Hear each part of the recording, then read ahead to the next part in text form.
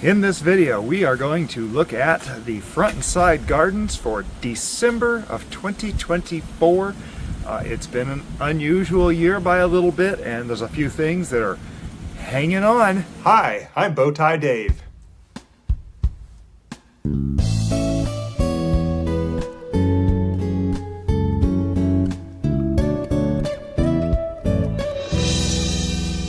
I am Bowtie David. This is the Bowtie Gardens. If you're new here, welcome. If you're just returning, thank you for coming back. I do like to do these incremental garden tours every month. These are my logs of what's going on in the garden and when things happen, and I actually go back and look at them frequently and figure out, what was happening last year or at this time of the year. And there's actually a few things that are happening this year that normally happen about a month or two earlier. And it's been a little surprising, and I have some theories. And if you follow along, we figure things out and we talk about the successes and failures in the garden. And you can see we are partially decorated for Christmas. I still have to get some lights up on the soffits up here. But cool thing is the hedges are trimmed. I'm very happy about that.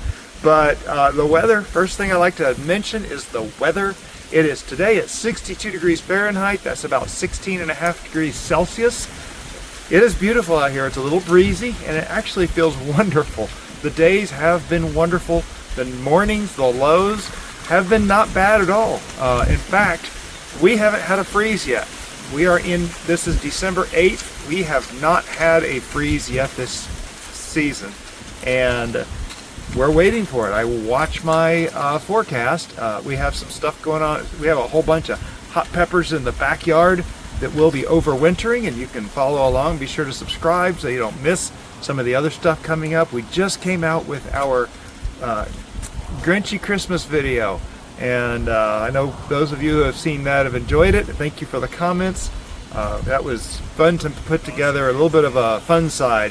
Gardener Scott ends a lot of his videos with "enjoy gardening," and I think we should, and that's just my way of enjoying gardening. And so it's been chilly but not cold. I think our lowest low has been 4 degrees Celsius, 38 degrees Fahrenheit. It hadn't been that bad. I guess that may be 3 degrees Celsius, but that was maybe 3 times. The rest of them have been mid 40s and higher. And so it really hasn't been bad. I've worn a light jacket, and we had one cold morning. I wore insulated coveralls and coat because it was really chilly one morning, and only because I'm a Florida wimp about the cold now. I didn't used to be. I grew up in upstate New York, and at one point in my life I was used to the cold, but not anymore, and we go on with the next season of our lives. So that's the weather. We're going to have this map in the corner here that's going to show you where on the property we are. I try to do this every time we do these garden tours, so you can see where in the property we are. We do have a property that is 100 feet wide and 106 foot deep. That is right at a 1/4 acre. And we started off in a 14-foot patio, and we gardened there for 2 years before we bought this place. We actually had a place in Arkansas, which some of you have seen that. The place in Arkansas we sold summer of last year, so we've been without it for a little over a year now. A little bit heartbroken about that, but it was time to move on because we've got a new place to take care of now. And so this place, 1/4 acre, we went to a 14-foot patio. Folks, you don't need a lot of space to garden. Anybody can grow some food. And I think it's so important in light of things that have happened, recent history, that it's important that people know how to grow their own food. And it really can have an impact. It has had an impact. In fact, one of my favorite stories is the victory gardens. Way back after the World War I, when people were looking square in the face of a food shortage, and people started growing their own victory gardens, and Americans grew and created over 1 billion servings of food. 1 billion with a B. Billion servings of food, and completely eliminated a potential food shortage. Home gardeners, you are powerful, and you need to know that. You need to recognize that and know how important it is. There's talk about how the food system is broken. We have some foods that just aren't as good for you. Well, you can have healthy foods. You can do it. We talk about, but just a few years ago with pandemic, when store shelves were empty and people were panicking, and you know what? Gardeners, did they panic? Not generally. And so I think it's very important for us to learn to grow food and learn how to solve these things that we're presented with as problems in the world. And no, we are the solution. We get out there and we do. I've always been the kind of person that I see a problem, I'm going to do what I can to take care of it. And you can do that too. All that being said, a lot more than what I thought I was going to say. And I was going to start off saying this is going to be a short video, but if you've been around long, you know every time I say that, it ends up being 5 hours long. Not really. It's not going to be 5 hours long.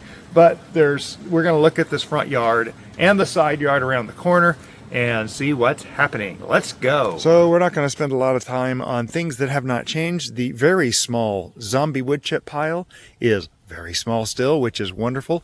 We have, of course, covered this over. This is what was the strawberry patch and will be the okra patch this next year. You can see my neighbors over here have a beautiful Christmas wonderland going on.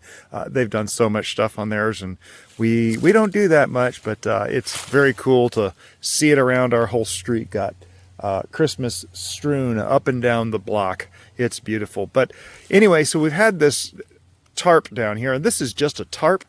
Some people would call it silage. It is to kill the weeds and anything under it. Seeds that are under there will actually try to sprout because they have no light and no water. It will kill seeds. It'll kill everything, which is what I'm trying to do here. Interesting thing about the biome, though, and it will put the biome in a dormant state. Something that a lot of people don't realize is good, healthy biome knows when it needs to go dormant. This is true of the body. This is true of nature too.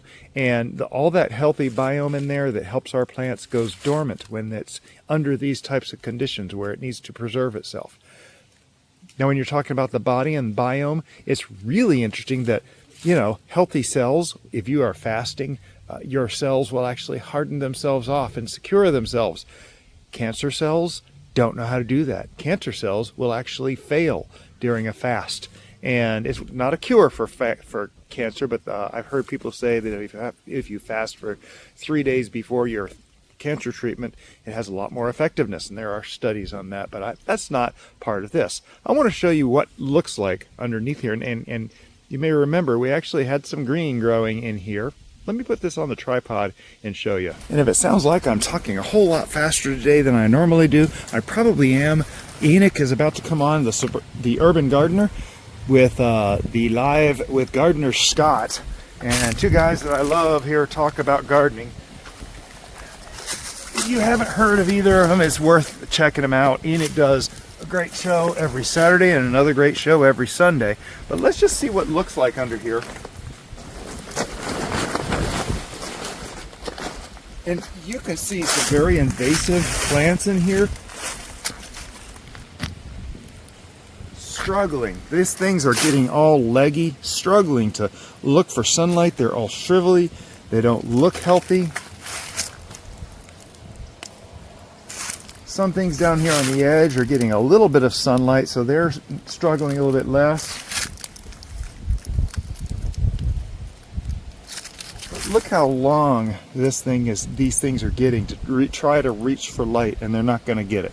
We're going to leave this like this until we're about ready to plant it in, I don't know, February, March, somewhere in there. We're going to come through here, pull off this silage tarp, and get planting our new bed of okra, which is what's going to go here. And hopefully everything under here will be so weak we can turn it in. It'll help nutrify the soil. We'll add more amendments to it, but they are struggling. This is a part of a dollar weed. These things grow prolifically everywhere else. I've never seen them shrivel up with leaves like that unless they're under something like this. So this will eventually die. It's only been here a few months, and we will be able to see how this goes. I'm very excited to start growing okra over here. We're going to have some more stuff up here. Still not sure. We do have the rosemary plant back here in the corner that's just growing just amazingly strong in this cool weather. Pomegranate tree you can see is going dormant. In fact, I saw the last pomegranate had fallen. Oh, there it is. Right there. It had fallen. It's rotting away. Birds are going to enjoy those seeds inside there, and it's going to, well, someone's enjoying it. So it will be enjoyed by whoever needs it. So this brown turkey fig tree is looking miserable. One thing I've learned about fig trees, they are resilient. This thing will come back out again, and I still have it in a pot. I need to get this planted in the ground. In fact, this season is the season I should be doing this, and we'll have to get that planted. We have plans for a new gate over here that is going to open up right to this tree, which is going to be more of a lollipop tree, a longer, skinnier stem up to the 6-foot height where it's going to have a lollipop on top. So anyway, there's other planning that I'm working on getting done here. So that is the first of the brown turkey fig trees. So yeah, I'm talking fast so I can get as much of this done before the show, and then I'll watch the show, and then I'll be back out to finish. But yeah, these mums are really kind of floundering. I come through and I pick these little heads off here, and I just throw them back inside every once in a while. I don't do it a lot, but the color here is just beautiful. We have this one here which has some these reddish and yellowish ones. That's the same, it's the same kind, but you can see there's even new growth coming out underneath here, which I think is just very cool. And then the yellow ones over here, and you can see these are yellow and pinkish. Oh, so we got these years ago for our two boys, and the wind kind of blows these little tags around, so it looks like today Adam is nice and maybe Val is being a little naughty. So we'll have to find out what they were doing right now about 12:45 Sunday on December 8th. But yeah, the mums are looking good. We get to check on the boys with these still. They have their kids of their own and families of their own. Yes, I'm very proud the hedges are trimmed. That's very nice this time of year because you can trim the hedges and they stay trimmed for a while. Yay! So we're going to turn over here to the right. The fig tree, we don't know what kind of fig this is. It was from a friend's house. The leaves have all failed. In fact, if I hit that, just give it a little pressure, it falls right off. Interestingly enough, you can tell this fig tree is still strong by all these little green nodes growing out everywhere. Those are going to grow in the spring, new branches, new figs, and we will have a beautiful fig tree. Interestingly how some of these leaves actually are starting to come back out already. I haven't done any trimming on this, so we will be doing that. We do have a couple of videos coming out on the loofah, the final clearing of the loofah and the harvest and my mistakes growing those loofah. If you've watched much of my stuff, you know loofah have pretty much occupied a lot of my garden subject talking this year. Underneath here we do have some thyme. That's these little tiny leaves right here. And every once in a while I'll come over here and clear this out. You can see it's not a small plant, but the leaves seem to get caught in here. Maybe do something about that. If you have any ideas, let me know. I'm thinking about maybe putting a chicken wire cloche over this. Maybe that'll help give it some space. Got to keep these. This is the dollar weed I was showing you earlier. This is what it normally looks like. That shriveledy leaf we saw earlier, see, that's what it normally looks like. It's normally a very aggressive grower. And over there, under that silage tarp, it is most definitely not being very aggressive. Over here we have our Amaryllis, looking wonderful. It's doing its normal thing for this time of year. Just leaves, and occasionally I'll come in, clear things out a little bit, push them over there on my thyme. I know, that was kind of silly. Anyway, pull some of this grass out of the way. But Amaryllis is looking good, as is the yarrow. Still pushing out one of its last little bits of flowers. It'll turn into this green mound and be that way for the winter. and it'll kind of flounder and grow, ebb and flow. You can see there's some beautiful new growth coming out right there. It's looking very healthy. This is one of the first perennials I planted when I started planting this garden. So I'm very pleased with how it's going right here in the sun. This right here used to be the artichoke bed, and I tried to take out all the artichokes, and this one just didn't want to die. So you've heard me say it before, if it's going to work that hard to survive, I'm going to let it. See what happens here. We'll eventually be doing something different in this area. I'm thinking sunflowers, maybe some giant sunflowers. I don't know. Stay tuned, subscribe, so you don't miss what happens next. The Sunchokes here are just really starting to put out their flowers, which is like a month or two late. I believe the first time we had these out, it was in September, maybe, or was it the beginning of October? I can't remember. These flowers on these Sunchokes, this is a root tuber, by the way, but these flowers smell exactly like chocolate. And the insects and the pollinators and bees love these things. Is that a insect? It is some kind of an insect. The bees love these when these start coming out in force. And what you do is you dig up the tubers in the bottom, and they become a perfect replacement for potatoes for diabetics, because they don't have the starches in them. They have inulin in them, and when you cook them a little bit, the inulin is neutralized because it makes you a little gassy if you eat them raw, which cousin No Tie Mark and I discovered in our video series a couple years ago. I'll put a link in the description to that video series where we cooked these up. He ate them and had a wonderful time. Quick look up on the trees. This is the American sycamore. The bark on the trunk looks exactly like it's supposed to. It is not sick. That's the way they look, but it is a beautiful tree. It's huge, and the leaves are almost every single one of them. If they haven't dropped, they're brown. If they're not totally brown, they're at least starting to turn brown. I can see one leaf right up in there somewhere that still looks green from here, but probably not. The crepe myrtle still has the berries on it. This is a persistent berry, and the birds come and eat off this thing all spring long. And they are both looking just fine. This is, of course, the dormant period. It does get cold here. We get freezes most years. In the 7 years we've been here, there's been 1 year we did not have a freeze. The cedar or pine evergreen over here. And, of course, the pindo date palm.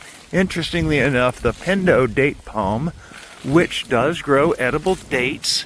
It's a different kind of date. We have videos on that. I'll try to remember to put a link to that down in the description. But if I zoom in, hang on, we're going to zoom in real fast. You can see all those little twiggy things in there. That's where the dates used to be. Squirrels have gotten them. They've fallen off. Whatever. I think they've come to the end of the year. I don't see any more of the little shoots coming up. Back over here in the pollinator beds, we have the Egyptian walking onions down that far side over there. And they are just kind of going dormant. They're going to start shooting out here as soon as it warms up, but they're getting ready for it. The wandering Jew in the middle there, it is just doing fine. I've tried to not step on it. There's also a ground orchid right in here that is looking pretty good as well. The Brugmansia have just continued to bloom, which is just amazing how beautiful these things are. It is a poisonous plant. In fact, if you saw the Grinch video, you saw there's a notice in there, don't eat these, they're poisonous, though the Grinch is going to eat them. But they're coming out with just more and more buds. This was late this year by a couple months, but these things are just amazing to see. The other Brugmansia over here, interestingly enough, this is the yellow one. This is a sanguinea, a red one over here, and it has not shown promise for putting out any more shoots. It is a year younger, and I remember the yellow one was like this last year when it was only a year old. It did not give out a lot of additional shoots. There's a lot of additional growth here. This thing will completely die back, and if it follows suit with the other one. and it'll get cut off at the ground, and it'll grow all again next year. There's a lot of interesting growth down here, though. This is really late in the year. Very late in the year. I'm wondering if this is just going to bloom later. That'll be interesting to find out. I do have another yarrow down here. Big yarrow here. This is all one big yarrow, all covered with these leaves. And it's bopping right along. It doesn't get as much sun as that first yarrow we saw over in the what was the artichoke bed.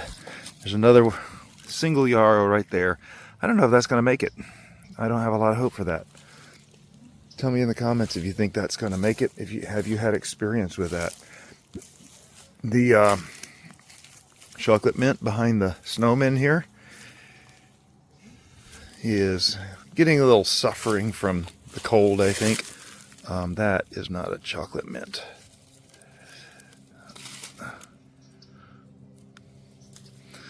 That's not a chocolate mint. Oh, is that a palm or a grass? I can't tell. Oh, it's a grass. But anyway, I just go through and keep these things trimmed back. I got to get more aggressive this year on multiplying my mints to keep the squirrels at bay, because they have been getting a little aggressive, a little more invasive in the garden. Keep mint around. They have a tendency not to do it as much. Still have a bunch of Biden's alba all over the place. Not sure what this thing right here is. It's another weed. It doesn't really create much of a flower for the bees. Ooh, that's really rooted in. I'm gonna better get on those. But a lot of Amaryllis here and on over there. The Thai plant, you can see the one that I mowed over is starting to come back. Hopefully next year this one will do a lot better. I'm being very optimistic about that, but those other 4 plants are just beautiful. Very pleased with how they look. As we come around here, that bird feeder is still empty.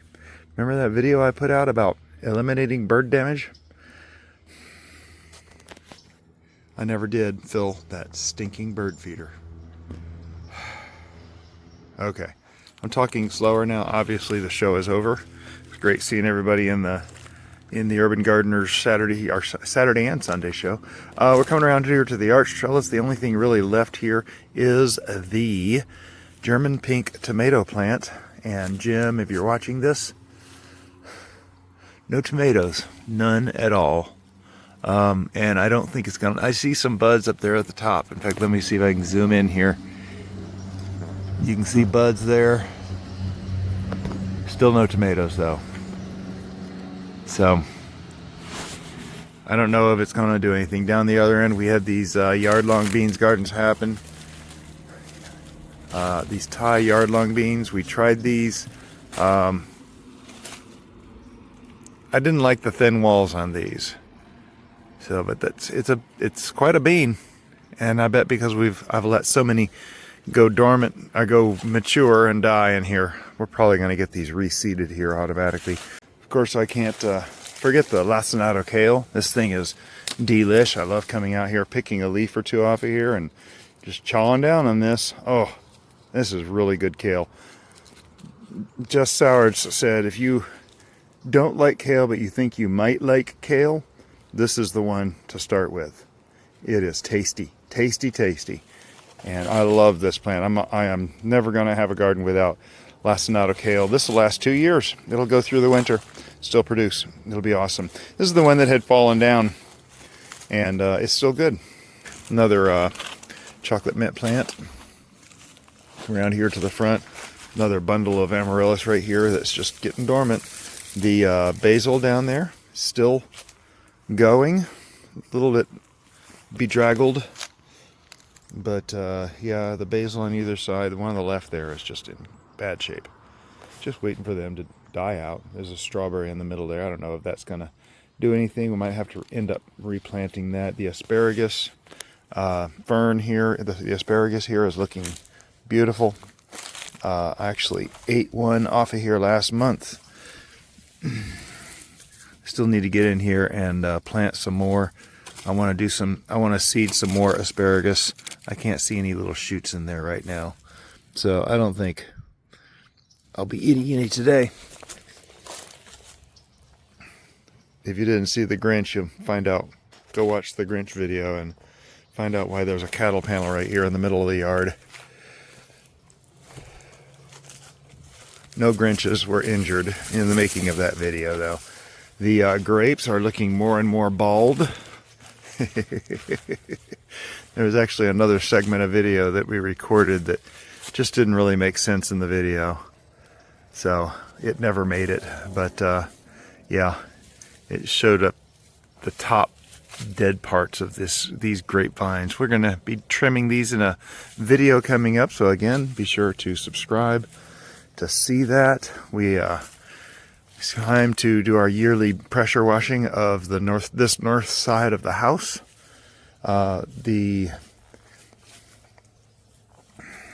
Devil's Backbone cactus have done really good this year. I'm just letting these things go. We'll talk about that at another time, because I want to start getting these things a little more cultivated and have a nice patch right here of these.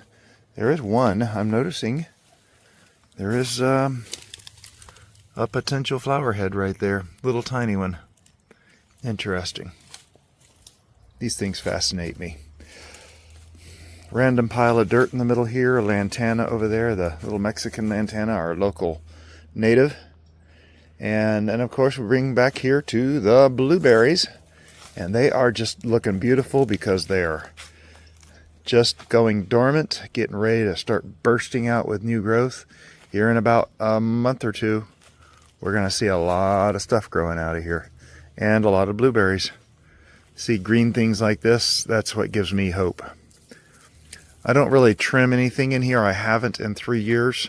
I do need to come in here and trim out some of the older stuff. I see some older woody stuff like that.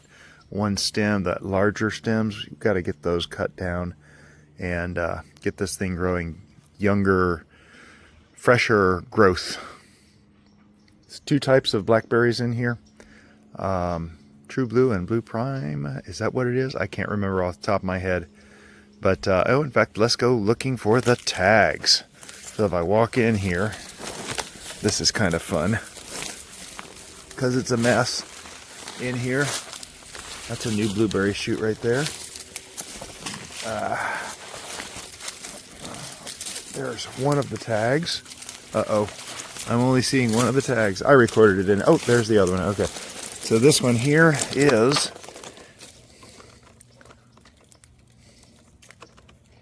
Blueberry Premier. And the other one over here, previous owner of this property was very nice to put these tags in here so we would always know what we have in here. He was a very smart guy. This is Blueberry True Blue. I think that's what it says. It's good to have 2 types of blueberries so they can pollinate each other. See, look at this beautiful new growth right here. That's new blueberry growth right there.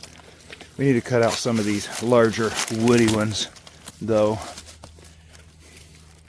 to get this thing producing better. You can see there's some older woody ones that have been cut. This one looks like it broke off at some point. There's a mushroom down here.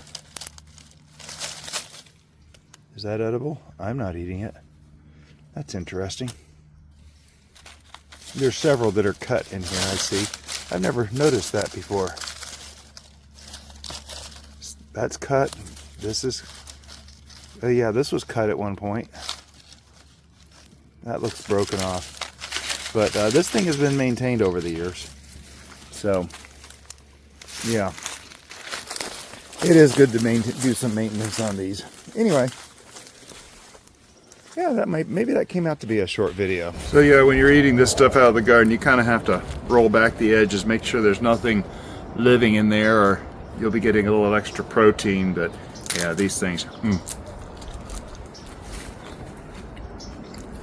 That's good kale. Oh yeah, good stuff. So I was walking in to getting ready for this final little segment here, and looked at the nutty and nice signs I showed you about 15 minutes ago, and they're both on nice. You can see in this little video they both say nice. So our boys, my oldest son got straightened up there before we finished off the video. But yeah, and I saw we're already up to 30 minutes. How can it possibly be? It doesn't seem like I could have been out here 30 minutes recording a video. But there you go, 30 minutes into it, and we're getting to close it. It's still short compared to a lot of my garden tours. What blows me away is the things that are still alive and looking beautiful. The Brugmansia angel trumpet flowers. The Sunchokes are just starting to come in, just starting here in December 8th. And then the Thai plants are looking gorgeous. If you pick carefully, and that's what I'm trying to do. Over the years, I've been picking things that there's always something that looks good in the garden and something that's of interest. And that's kind of just what I'm trying to do. Anyway, that's the garden. And right now, the front and side garden. We do this in 3 parts. We have the outer garden bed tour in the back in the next part, and then the raised beds, which we'll talk about that in the next 2 parts. I do these on Saturdays. I try to get them done the first, second, and third Saturday of the month in order. This is actually Sunday. Yesterday, I finished recording the Grinch video. If you didn't see the Grinch video, I had fun making it. People are saying it's funny, so I don't want to toot my own horn. Yeah, I do. It was funny. But go back and watch that. There will be a link in the upper right hand corner of the closing screen to that video. And be sure and subscribe so you don't miss out on all the other things developing in the garden over the winter. It kind of blows me away how much we just keep getting all winter long. It's beautiful. So anyway, that's about all she wrote. And be sure to subscribe. Y'all have a blessed day.